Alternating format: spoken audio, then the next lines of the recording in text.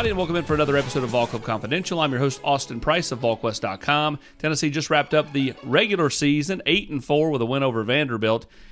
And now it's off to the bowl season, and we'll find out where they are going coming up. But first, let's bring in Volunteer Club's Hunter Badur. Hunter, you look at the growth of the Volunteer Club, up over 4,000 members now. We're hitting portal season. Right. I know fans, they still may be stinging from the Georgia and Missouri games, but it's time to put on more steam. Added members means added revenue for NIL dollars for potential student athletes. That's right. We continue to grow. At the Georgia game, at one point, we hit 4,045 members. And our goal remains the same, to hit 5,000 by the end of this year. Certainly, we need to have a big December to do that. But we think that goal is still absolutely attainable and looking forward to getting after it. How do you feel like NIL's changed over the last 2 years? Where do you think it's morphed? I think it's become more sophisticated in the sense that, for instance, more businesses feel comfortable now working with student athletes. They know what is, in bounds with the rules and so forth, and the ROI that they can get, but also that they are helping Tennessee student athletes and ultimately helping us win. You see Joe with the Coleman Realty commercial. You see Big O with the Better Mattress commercial. I mean, you see some different student athletes becoming the face of local businesses, and I think that is neat, right? I mean, it's a way for local businesses to give back to the student athlete, and it's a way for local businesses also to kind of reach out and touch the T and kind of feel the power of Tennessee. And that's where I think this community, the local businesses have really stepped up, and not just for football or basketball, but really for all sports, men's and women's. Free places to eat, free yoga classes, free cycling classes, and in exchange for maybe some social media posts on behalf of the businesses. And so it's been great to see that all student athletes at Tennessee, both men and women, are able to get in on the NIL action. Well, I've been looking forward to tonight's guest for quite a while because I just think he's going to be one of the more fascinating interviews that we get to do here on Vol Club Confidential. Let's bring in Australian native and punter Jackson Ross.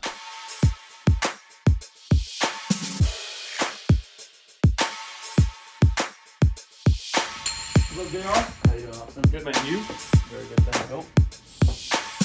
Jackson, you start the season off in Nashville. It was not your finest moment. And after the game, Coach Heupel was really I was thinking borderline defiant about you don't know he's first time in doing this in the country and all this stuff and had your back. Next game, first kick. Yeah. And then after that, you've been unbelievable. What was there a moment when you just kind of was like, settle down and just do what you know how to do? I mean, yeah, that first game was pretty rough. I kind of wanted to leave the country after that. First kick in particular, I think it's 17-yarder. Seeing all my friends go out and dominate in previous years, and I kicked a 17-yarder start. I thought, geez, this might be harder than it looks. But yeah, it just took me time, I guess. Hype definitely had my back, and I knew everyone did within our four walls. Looking a bit external on Twitter and stuff like that, it was probably not the best thing for me. But I guess it is hard when there's no family and stuff around me for that first game to sort of lean on and that. Get out to Neyland for the first time and shank the first one and get booed. And I thought, geez, here we go again. But I think I've definitely picked up since then, and it's been a pretty enjoyable season so far. You think? I mean, he goes to Alabama and sets the Tennessee single-game record for punt yardage. I mean, when you found out that, what was going through your mind? Because, I mean, you had a heck of a day. Yeah, I mean, it was a big change from what happened in the first game, but I was actually looking at something today on my phone and in the record book from the weekend and saw that Jimmy Colquitt had that record before me. He was 53, and I think I had 53.4 or something. So had a chat to Dustin about that today, and I said I got one up on him now. Obviously got a few more million to make to catch up to him in that sense, but I mean, it was awesome to get the phone call from Eck and learn that. I knew I had a good day, but didn't really recognise it was that good. Obviously, everybody knows now you can kick with both feet. They kind of tried to keep that under the radar. I remember when we did your commitment interview, and you sent me all this video, and you're like, don't show the left-footed kicks, because they wanted to try to keep that under wraps. Yeah. When did you know you were going to be just as good with either foot? I know you say you're right leg dominant, and you probably are a little stronger that way, but you sure kick it pretty good left to me. Yeah. I mean, I've always kicked both feet growing up. I mean, something Dad always wanted to do when I was playing footy back home. Being able to kick both feet definitely helps. If you're sort of in trouble, you can go the other way. But I mean, I'd say if my right's a 10, my left's about a 7. So at practice and stuff, I mean, I kick probably 50-50, just mucking around and stuff like that, and think my touch is really good on both. So it's definitely good to have in the arsenal. Whether we use it a whole lot just depends on certain circumstances. But I think fans have enjoyed sort of guessing which way I'm going to go. I think it sort of adds a bit of fun to punting, which probably isn't usually the funnest thing always. And you kind of get to make that call on which way which foot you kick with. Yeah, it's a bit of a both call between me and Coach Eck. He's always asking what I feel comfortable with in certain circumstances, where we are on the field, and how confident I guess I am, how well I kick in the warm up. So it is good having sort of myself to be able to, I guess, call that sometimes, and yeah, whatever feels comfortable, hopefully it turns out the right way for us. Is there just a different feel when it comes off perfect? I mean, like, is there just a sound when you catch one and you're like, okay, that right there was nice? I mean, definitely kicking a really nice spiral ball, you definitely feel it as soon as you hit the boot.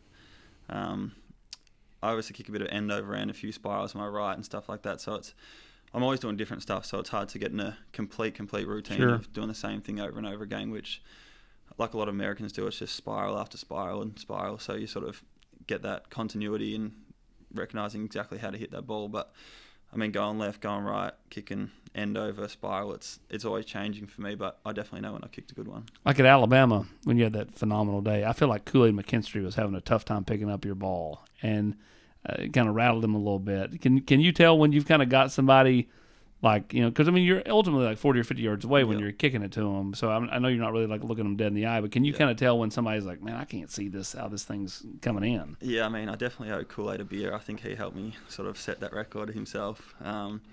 He let a few go, which he probably could have caught, but I mean, yeah, I guess kicking different spins and stuff is definitely harder for them. D. Williams spoke to the returner at Georgia on the weekend, and he said that I was annoying to play against, just with a different variety. That returner's obviously really, really good, and he got a few yards on us, which was disappointing, but yeah, it's always fun. I think as the years go on, we'll sort of be able to hopefully kick away from returners more and sort of get more rolls and stuff, but at the moment I'm just settling in, and I think there's a lot more to come. You played Australian rules professional football before you made the way over to here to Rocky Top. What was that like? Yeah, so I got drafted out of high school, which is pretty much every kid in Australia's dream. I went pick 71, and there's about 100 picks, so I kind of slid. I thought I was going to go a little higher. And to put it in, like, I guess, American terms, like, I got drafted into the NBA or so, but I only really ever played G League. So I was always sort of that practice, sort of definitely involved with the team and everything like that, but I just really didn't make it to the very top. So I lasted 3 years there and then got let go of, and sort of found myself at Pro Kick Australia, which is a training camp for Australians, and it takes us from kicking the big Australian ball to the more smaller Nike footballs that American football you play with. So it definitely put me in good stead playing that level, I guess. Not as big crowds, but I mean some crowds and stuff like that to put myself in pressure situations. What did you learn most about, kicking American football? The sweet spot's definitely a lot smaller than the Australian ball. In Australia, you get away with a lot more of missed kicking balls, I feel. It still travels you a decent distance, but I mean, yeah, it's such a small ball. Sort of varies depending on what the quarterback usually likes, is whether you get a pointy one, whether you get a more rounded one. Us punters are always sending in photos of other people's balls saying, like, you guys are lucky you get to use this big juicy one. But I mean, it's so different, but it's I get used to it and stuff like that. And I guess as the weather changes as well, the ball gets harder and it hurts my foot low key. So it's just all little things, but yeah, I'm used to it now. The quarterback part of this is interesting to me. So are you already working Nico? Like, hey man, we need to do this kind of ball next year. Yeah, I actually watched a lot of his high school stuff last year, and they were using those big Wilson balls, and I thought we could try and bring in a few of them. That would be nice for me. But I think the equipment managers at the facility don't really like us kickers a lot, because we're always just sort of stealing other people's balls, trying to find the ones that aren't going to hit our feet as much. So the kicking snobs. Yeah, you and Campbell. Yeah, pretty much. I mean, Turboville. Max Gilbert's pretty bad as well, low key. He's he's the freshman, so we make him steal the ball so we don't get in trouble, if that makes sense. So it's legal hazing. You go get the balls. Yeah, Max. Coach Harple says no hazing, but I think that's as far as we'll get with Max. But you go get those balls so we don't get yelled at. Exactly. You often find him like scavenging through like running back bags and quarterback bags, and then like all of a sudden we'll have balls. They say K on it for kicking. Then it says RB for running backs, and we always try to hide that one from when the equipment managers are walking around. So you like the running back balls? I mean, you want me to talk to Jerry Mack for you? Nah, Jerry Mack doesn't need to know anything. I don't think they don't need to kick him or throw him or anything. So they just need to tuck it under the arm. And so I think we should definitely get the balls we want. Going back to the Virginia game, was there someone after that game that kind of brought your spirits up? You know, having Dustin Colquitt around, did that help? Yeah, for sure. I mean, he's obviously had a huge NFL career and obviously had some ups and downs as well. But I guess just people around me. Like, we got on the bus back home and I was talking to Gaston and my friends, and some people don't really recognise punting. So some people didn't even remember how bad I punted that day. And obviously deep down for me, it was my first game. Got millions of people watching me on TV, and obviously so many Tennessee fans who would die for this team, and to let them down first day wasn't the best thing. But I mean, yeah, leaning on my coaches back out in the track the next few days and kicking good balls and stuff like that.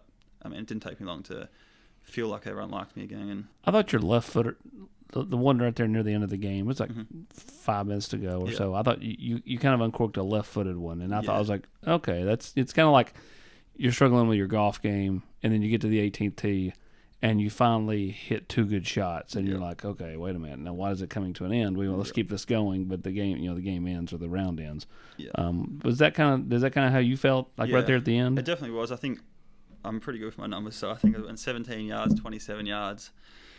Then I kicked my first left foot, which I think was 41 fair court, and I kind of ran off and thought, that's all right. And then I think I kicked another shank right, 30 or so, which went out of bounds, and then I kicked a right foot spiral, which went, I think, 50. So to finish the game with the 50 was definitely helpful to get that average up to, like, I think 35 or something like that. But, I mean, yeah, I learnt from it, and shouldn't happen again, hopefully. When you're out there, is there much trash talk from you? Like when you kick a good one and the other team's still out there on the field with you, are you a trash talker at all?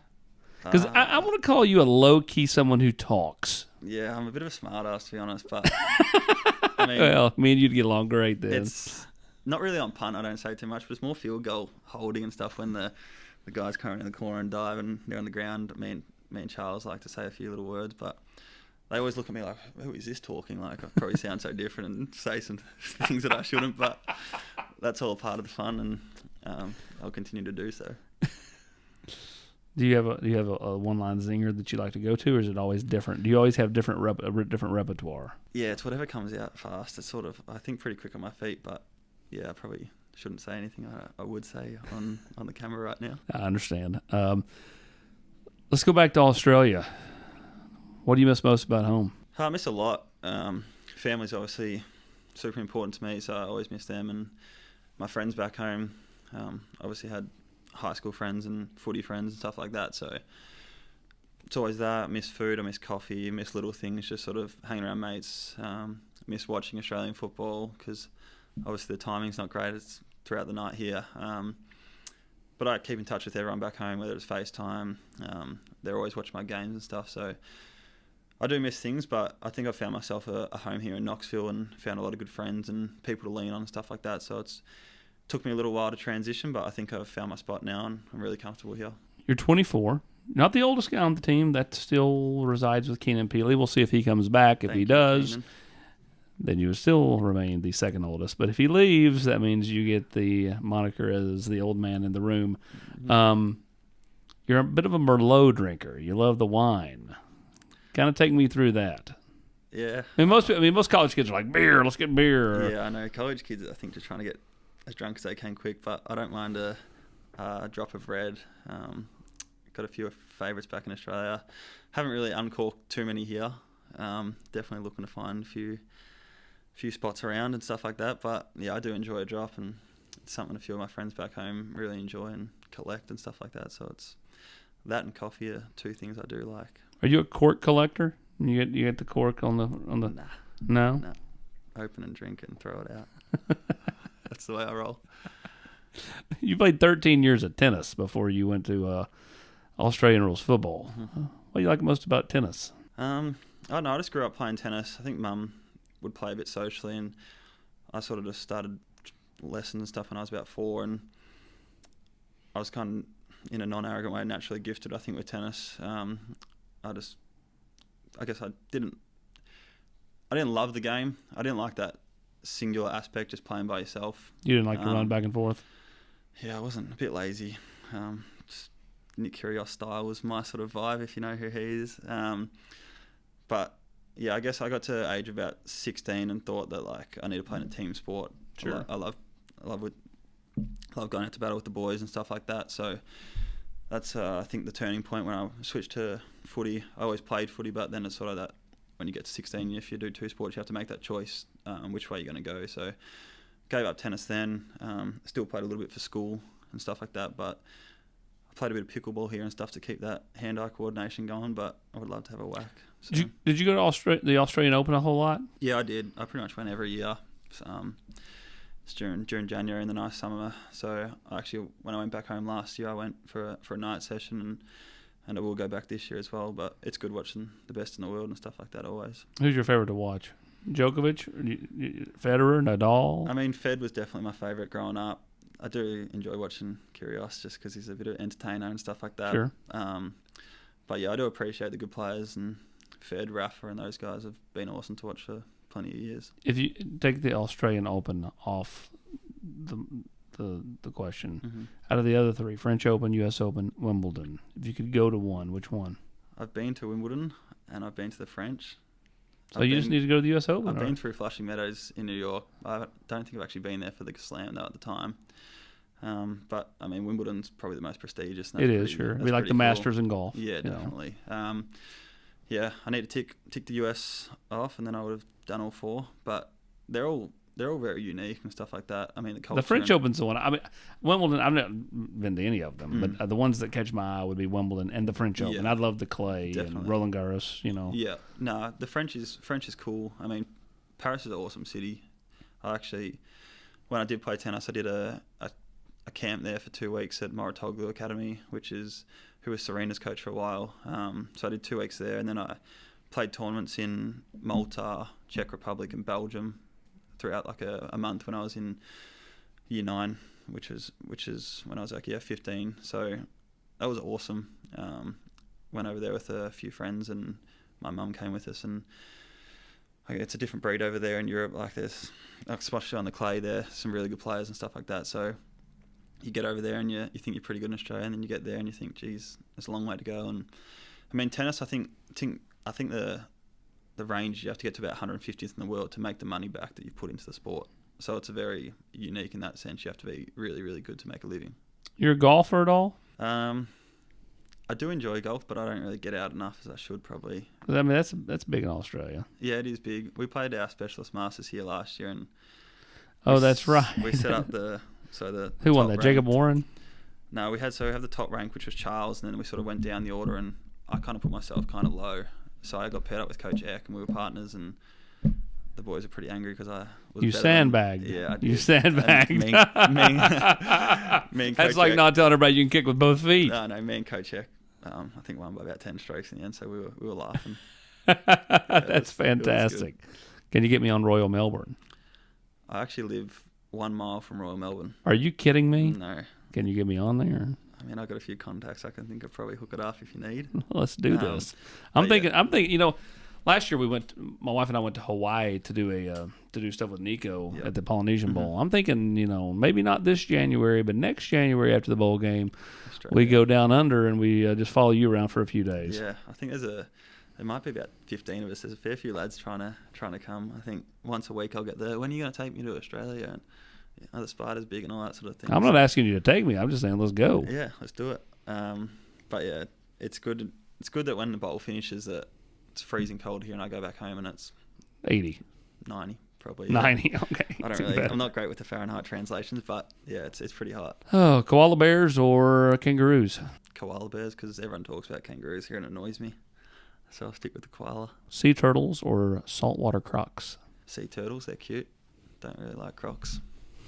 Not my favourite. You ever went swimming with the sharks out there in Australia? Not that I know of. There could have been something swimming under me, which I'm sure there was. I'm lucky in Melbourne where I live, it's not too bad, but I've got a few friends over the west coast in Perth, which is pretty brutal. And when I went there, I honestly just didn't want to go in. I'm a bit scared of sharks, to be honest. Well, I mean, I think everybody is. I was kind of dipping my toes in the water and then sort of just laying and tanning on the beach while everyone else swam. Yeah. That's fantastic. Yeah. You ever been to the orchestra there in Sydney? At the Opera House? Yeah, the Opera House. I've been to the Opera House. I've never actually been inside, though.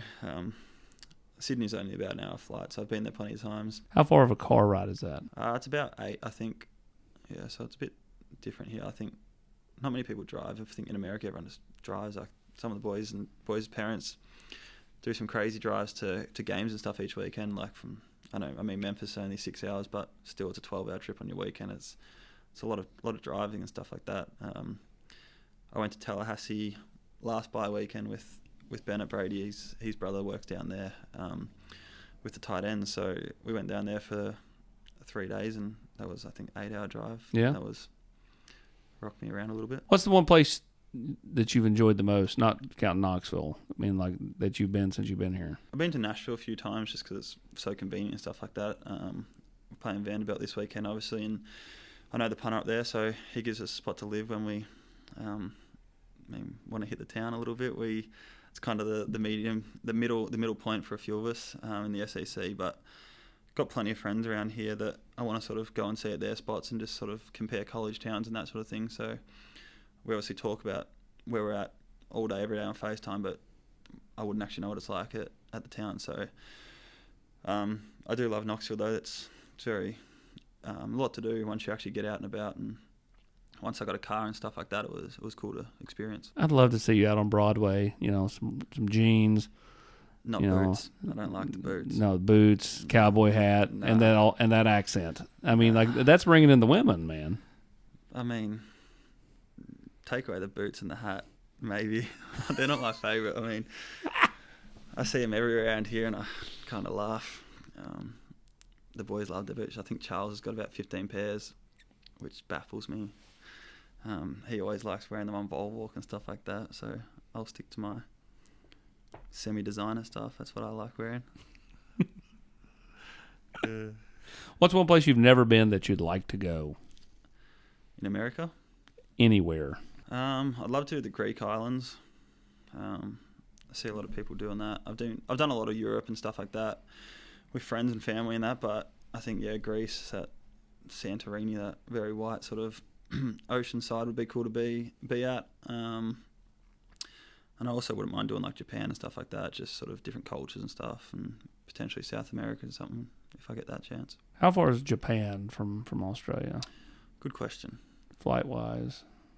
I don't think it's actually too bad. Like 6? I think it's a bit more than that. I think it'd be closer to 10 maybe. I think it's a direct flight though from Melbourne to Tokyo, so yeah, I'm sure it is. Wouldn't be the worst. Europe's pretty bad. That's a long haul through Dubai and stuff like that. What was your route to get here? To get here, I think Melbourne to Sydney. Actually, it's a funny story. Sydney to Dallas, but we couldn't land in Dallas. Something happened so we ended up landing in Austin, and then that's like one of the biggest planes that have ever landed at Austin because it's a small. How far airport. is Sydney to Dallas? 15, I think. Jeez. So we ended up we were hovering over the Dallas airport and then sitting on the tarmac for another 2. So I think I was on that plane for close to 18 hours in the end. Extra leg room definitely helped a little bit, but got in at like 1 a.m. to Austin in the end or something, and then had to have people here change my bookings and everything to get me out the next day. So I think I got in at 1 a.m. I was up at 4 a.m. Flew to, I don't even know where I flew next, and then we ended up getting to Knoxville at whatever hour it was. I was on a different clock anyway. I mean, this was sight unseen for you. I mean, there's been a few of those over the years. Cedric Tillman was one. There was another one this past year. But I mean, when you got here, kind of take me through those first week or so. Like what's going through your mind? Because I mean, I'm sure it's not like back home as far as a backdrop. Yeah. Got here in the middle of fall camp, and I actually wasn't in the whatever number goes. So it was definitely a rough week. Not much sleep. Pretty homesick straight away. Like that jet lag and homesickness mixed together is not a great combination. So it did take time. It was kind of good that the season was so quick though. Once I got there, like so within a month we were playing games, and within 10 weeks we beat Bama and stuff like that. So little things like games were keep me occupied and stuff like that. But I was definitely homesick. I mean, I think I cried probably 10, 15 times in the first month I was here at night. I was just like, what am I doing here? Stuff like that. But I mean, since then I haven't looked back, and I've loved being here, and definitely wouldn't be crying anytime soon. So what's the specialist room like? Obviously you got Charles, he's doing the field goals, and you got Turbofield doing the kickoffs, and you're the punter. But then there's some other pieces, JT Carver, Max. Just kind of take me through what that room's like, led by a guy who probably is a little bit different than the rest of you all. I mean, it's definitely changed a lot since last year. We had a few seniors last year and stuff, so it's a pretty fresh bunch. We do have a lot of fun. It's a very light-hearted group, I'd say. Like, we work hard, but we do like having a laugh and stuff like that. So Coach X like that too with us. Coach Block, Crab, all these guys that sort of make the place tick. But yeah, it's good. We have a variety of ages and stuff like that now. A few guys that'll, I guess, finish up soon and whatnot. But our sort of main core, I guess, is going to be here for a few more years, and it's something you can really build towards having success in the future. But yeah, we do have a lot of fun. There's a lot of banter and stuff, and we probably led by me, to be honest. I probably should be quiet some of the time, but when we need to watch punt, we're probably... Every room needs personality. Yeah, that's true. Every room needs personality. When you call back home and talk to your pro kid guys, do they ever have you talk to kids that are trying to be like you back home, and kind of you be their mentor about the possibilities of not coming just here, but to other spots in America to kick, and give them your advice on how to, hey, you're going to be homesick at first. Yep. You just gotta da da da da. Yeah, I have people reach out to me a little bit. But the thing is, at Pro Kick, they have coaches that have sort of been through it as well. So it's good that they can sort of help you with that. I guess you think you're going to be perfect. Like, everyone thinks it can beat the homesickness and stuff like that. But I assure you, like, when you get there, you're going to be like, damn, it's like it's real and stuff like that. It's just the reality of it. But when I go back and go to Pro Kick training and stuff, that's where we sort of sit out the front, stand out the front, and tell our stories and stuff like that. When I was back in July, I was there with Tory Taylor, who's probably the best punter in college football right now at Iowa. We kicked a few balls in front of him. Because their offense is not very good. Yeah, I think he's had 72 punts this year, which is pretty crazy. How many punts you had? I think I'm at 45, which is high. A decent amount, so 72 is crazy. I mean, he has to sit in that ice bath all day, recover those legs, but... Sort of we sat there and talked what we've done. It's his fourth year. This is my first. So we had pretty different stories. He didn't play the highest level Australian football back there, but just had such great leg power, and he's very, very good chance to get drafted, I'd say. So we kicked a few balls in front of them, and people just asked questions and stuff. But it's definitely cool seeing such a variety of people come through the program. You got 15-year-old kids that are not part-time just to tick away during school, and then once school's done, sort of take the option. And then you've got 25-year-old ex-policemen doing it as well. Just like, it's just so different. Such a variety, but such a good bond of blokes. And once you get over here, you've got network to talk to, sort of thing. So I think 10 of 12 in the SEC are Australians, and we're always talking. After games, you chat to them and stuff like that. So it's always cool to sort of take you back to your roots and hear an Australian voice again. How much better do you think you can be? I think I've got a lot of upside. I'm 24. Let's put it on a scale of 1 to 10. 10 being the best you can be, 1 being the worst. Where are you currently in your mind? 6.5. I think I've got a lot of growth. In what way? I think we've only shown a little bit this year on film and stuff like that. I mean, teams probably have an idea of what we're going to do.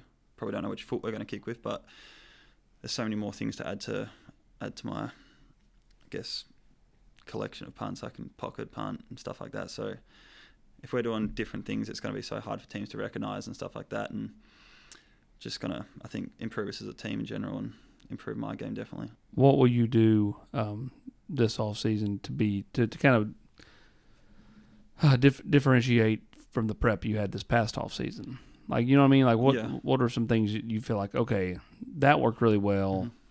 I need to improve in this area, so let's try something different here. Yeah, I think for me it's just putting on just size in general. I'm pretty skinny bloke, and I think a lot of my power just comes from my leg speed and just my touch with the ball in general.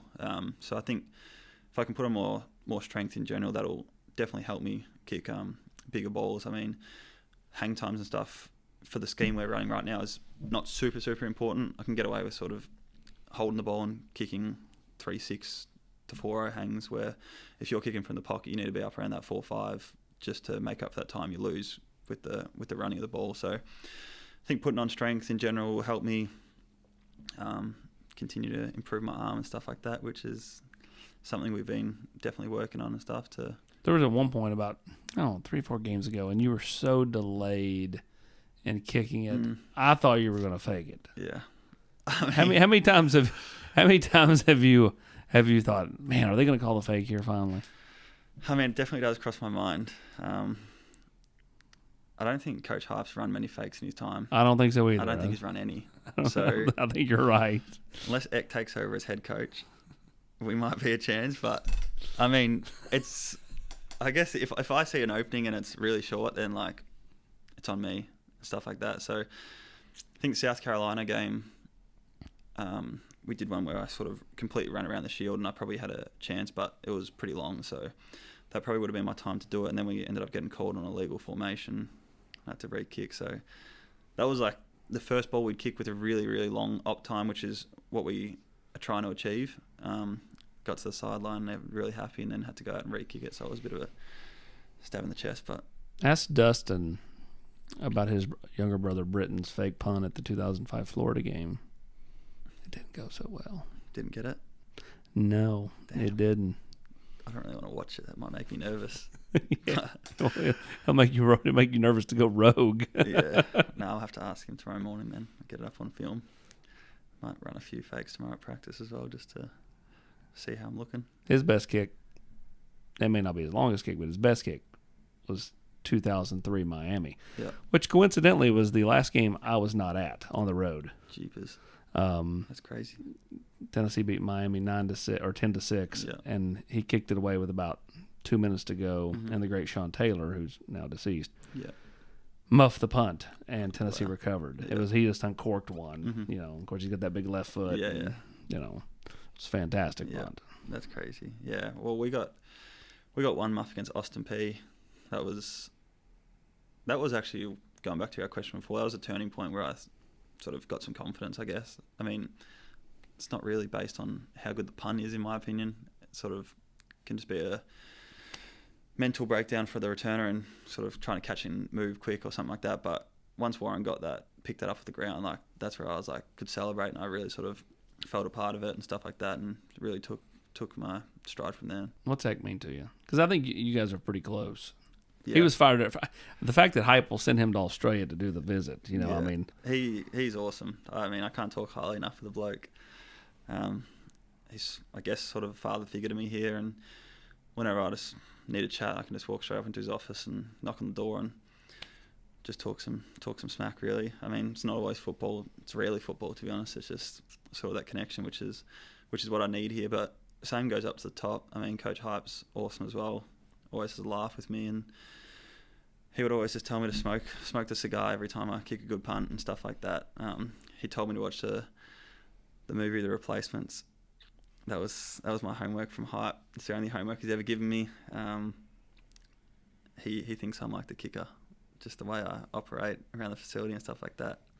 He thinks I'm pretty laid back and stuff, so he's always telling me to smoke my cigarette and just relax and do my job. We're going to call you Paul Mall. Yeah, that sounds good to me. The Marlboro Man.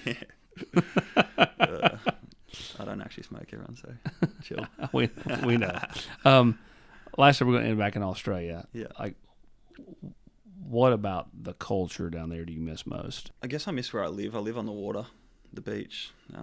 Not like really surfers, but like just being in that coffee environment, just grabbing a coffee with my mates and very relaxed. Walking my dog, taking him to the beach and stuff like that. Just little things is probably what I miss. So I guess it's that. But as I said before, it's family, it's friends, it's sport, it's just little things. But here I've just got different things as well that I admire and sort of take in. I've got a golden retriever dog here as well. So I've got a 5-year-old back home with my family and I've got a 10-month-old here. So got So when you go home after the bowl game, you taking that? Nah, he's staying here. So they're not gonna. When will they ever gonna meet? Depends what happens post football, I guess. Post college, where I end up, maybe a little golden reunion, which would be pretty cool. They've never met now on FaceTime. They've had a little bark to each other. But I mean, yeah, it would be pretty cool in 4 years' time, whatever. When I go back, and if I can take him. What's the names? Wesley back home, and Maverick here. Where's the Maverick come from? Not Top Gun. Everyone at the park always goes, "Is that why?" But sort of I was just on Google having a look, and it sort of popped out to me. I think Mav's a pretty cool name for a dog, and sort of suits him well. He's a pretty dark-looking retriever. So when he talked to the media, probably 6 or 7 months ago, Charles Campbell was sitting over to the side, and I'd come back in the room, and I was sitting over with Charles, and he was wrapping up, and I said, "Charles, just chime in and ask him what he likes about Outback Steakhouse." And no hate on Outback because I don't want to go there. But, like, of course, like I said Charles that because I knew he was going to be like, "That's nothing like back home." Yep. You know, and in Charles's face, I was like, I kind of got you there. What about food is different here? What American food have you learned to like the most, and what do you miss most about back home? I think it's the quality and the health of the food in Australia, which I miss.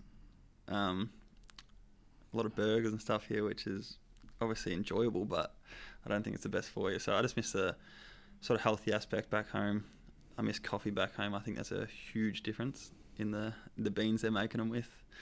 I think there's a lot to learn in the American coffee industry. But I do have a few places here which I really enjoy. Five and Hoke in Old City and Honeybee, which is right by my house, are pretty good brews, so I'm happy with them. Awesome. Well, man, the most interesting man in Tennessee football, this guy right here, Jackson Ross. We appreciate you joining us on Vol Club Confidential, and if you get a chance to see this guy out downtown or over at Neyland Stadium, don't hesitate to yell, "Hey, bloke!" Happily say it back. Good day, mate.